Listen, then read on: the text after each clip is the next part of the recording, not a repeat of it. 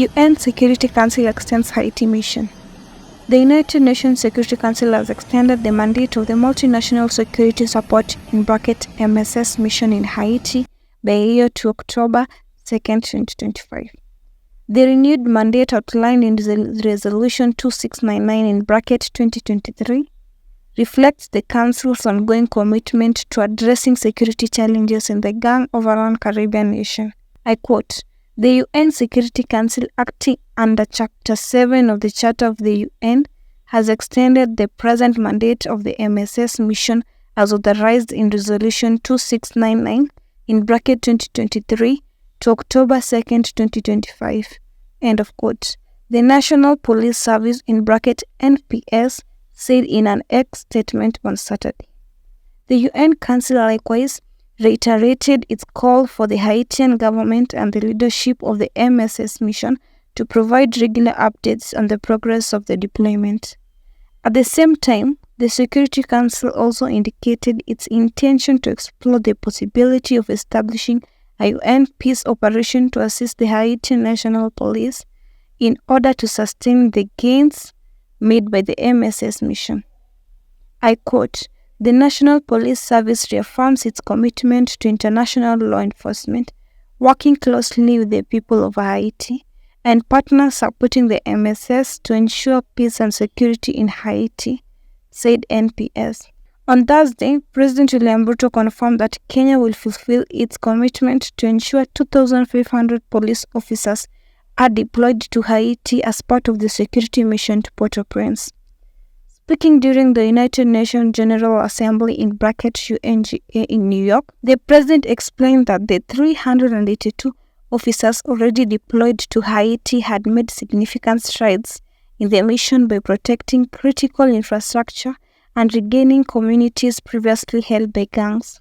Kenya initially pledged to send 1,000 police officers for the mission, hence the president's statement means the remaining over 600 will be deployed in January. Ruto lauded the United States and Canada for providing the necessary funding and logistical support towards the mission. Many communities previously held captive by criminal gangs. I also commend Haiti's political leadership for forging an agreement and a promising roadmap towards free, fair, and democratic elections.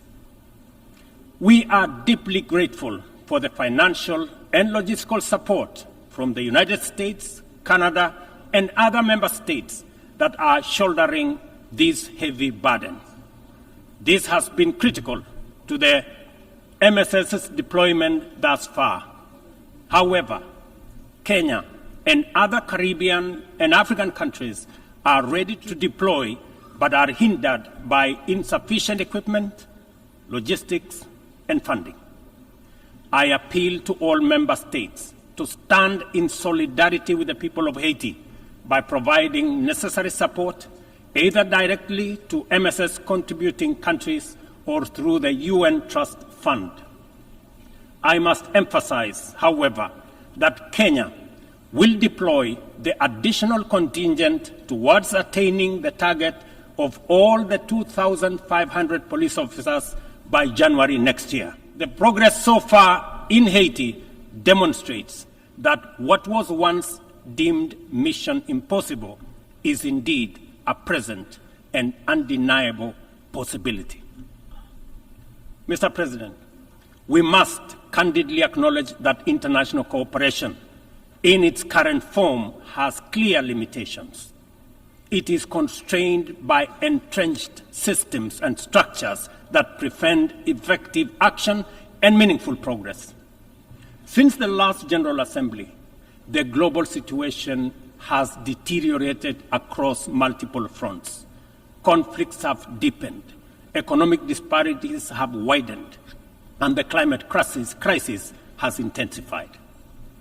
To address these challenges, we must rethink and reform global collaboration mechanisms, making them much more responsive, adaptable, and impactful. In a press briefing on September 23rd, Stephen Dujarric, the spokesperson for the Secretary General, said that the decision to convert the MSS into a UN peacekeeping mission lies in the hands of the Security Council. And I quote, "First of all, it needs to have the agreement and support of the government of Haiti, and of course, should the Security Council decide to move in that direction, the Secretary General will do as requested." End of quote. Dujarric told reporters at the UN headquarters in New York, "The US wants to turn the mission into a United Nations peace operation, hoping a formal arrangement will allow more funds to flow into the mission to restore peace. This will, among others, make funding automatic through the UN system."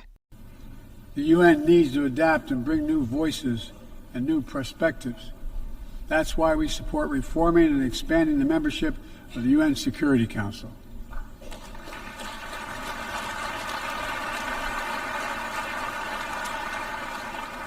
My UN ambassador just laid out our detailed vision to reflect today's world, not yesterday's.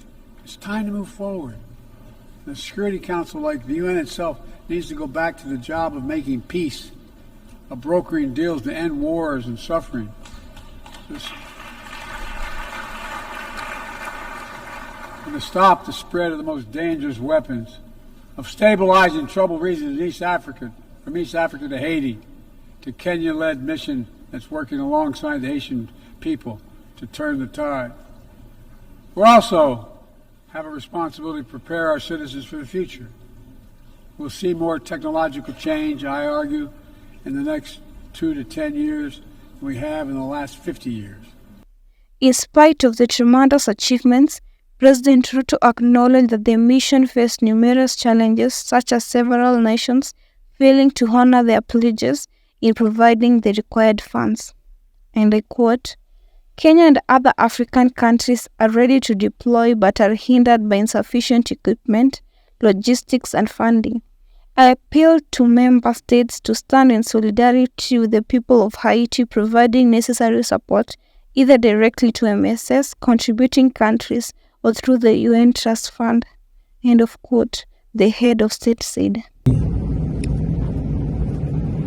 And I pray for these men and women who have committed themselves to be agents of peace. I pray for their families. I pray, Heavenly Father, that you will protect them. I pray, Heavenly Father, that you will give them success and that they will stabilize this country. And in a very short time, they will come back home after they hand over the responsibility of securing this nation to the Haitian police and Haitian security.